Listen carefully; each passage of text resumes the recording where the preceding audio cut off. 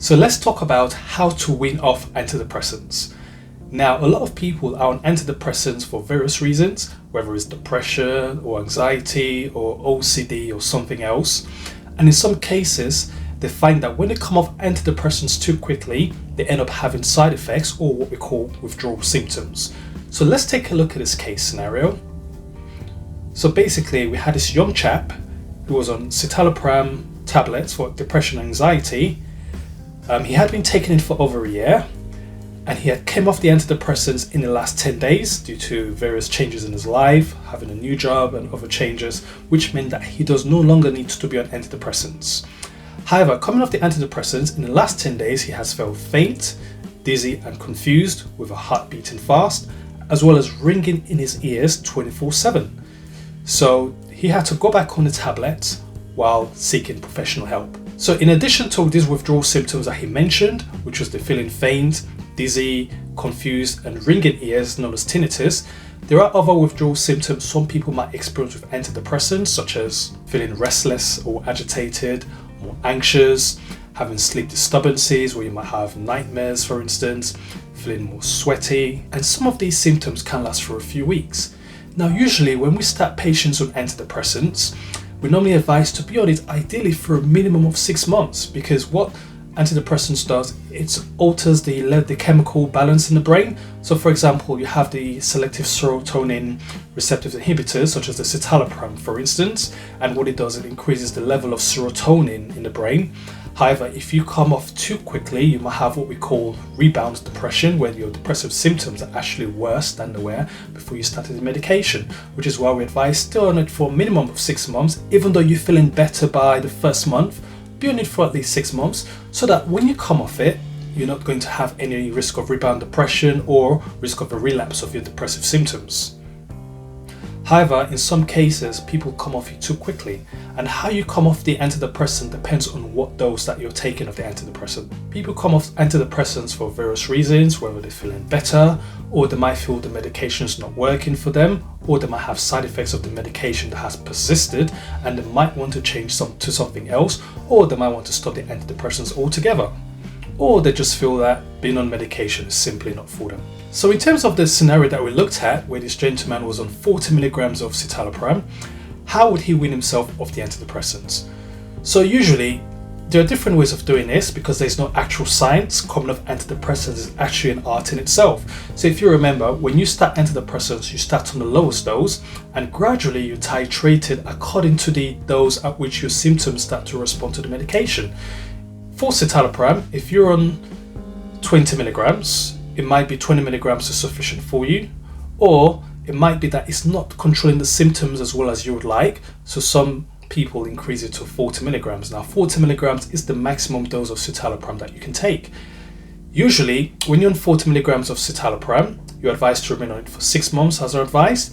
Maybe after 6 months, if you feel better and you want to come off the medication, you cannot stop 40 milligrams abruptly, because if you stop it, most likely you would have these withdrawal symptoms that we mentioned. So what you need to do is you need to wean yourself gradually off the citalopram. So starting on 40, there are different ways of doing this. You might want to go down to 30 milligrams. So to go on 30 milligrams, you need a 20 milligram and a 10 milligram tablet. You go on 30 milligrams for 4 weeks. After 4 weeks, you reduce to 20 milligrams. You can also choose to skip the 30 milligrams and go straight from 40 to 20 milligrams, because in some cases, when you're increasing the medication, you can actually go from 20 to 40 milligrams, or you can go from 20 to 30 to 40. Equally, you can go 40, 30, 20, or you can go 40 down to 20. You're not going to have any withdrawal symptoms when you go from 40 to the 20 milligrams of citalopram. So you want to stay on 20 milligrams of citalopram for about a month. After a month, you have the option of stopping the medication, or you might want to take 20 milligrams on alternate days, which would be Monday, Wednesday, Friday, and Sunday, for instance. And then after a month of alternate days, then you stop the medication. Or alternatively, if you're under 20 milligrams of citalopram and you stopped it, and after stopping it, you're having withdrawal symptoms which go on for more than 2 weeks, you can then go back on the 20 milligrams and stop it more gradually, where basically you take 20 milligrams for a month and then you now reduce it to 10 milligrams for a month. So 10 milligrams would be taking half a tablet of the citalopram. So after taking 10 milligrams for a month, you can now choose to go on the same half a tablet for alternate days, where you take it every other day as I suggested, and then you stop the medication. So it could take you 2 to 3 months in total to come off the antidepressant.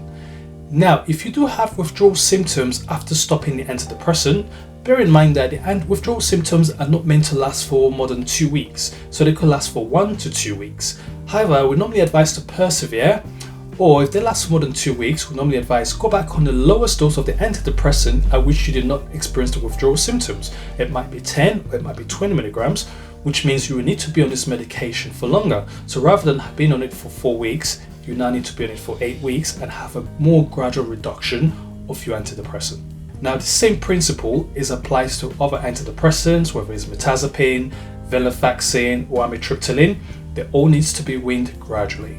Also bear in mind that having withdrawal symptoms does not mean that you have addiction to the medication. Being addicted to a medication is different, because with addiction, you have intense cravings to go back on the drug. Now, most people that are trying to wean themselves off the antidepressant do not have any intense cravings to go back on the drug. So that means that you're not addicted to the medication. Antidepressants are not addictive. And also bear in mind that weaning is specific to the individual. A weaning process that works for one person might not work for the other. So for example, someone can go from 40 to 20 and then stop, and they're okay with no withdrawal symptoms. Another person can go from 40 to 20 and have withdrawal symptoms. So some people might need to wean off gradually. So it's not a case of one size fits all, which is why I'm saying there's no actual science to this. It's a bit of trial and error, mix and match and seeing what works for you in terms of gradually weaning yourself off the antidepressant.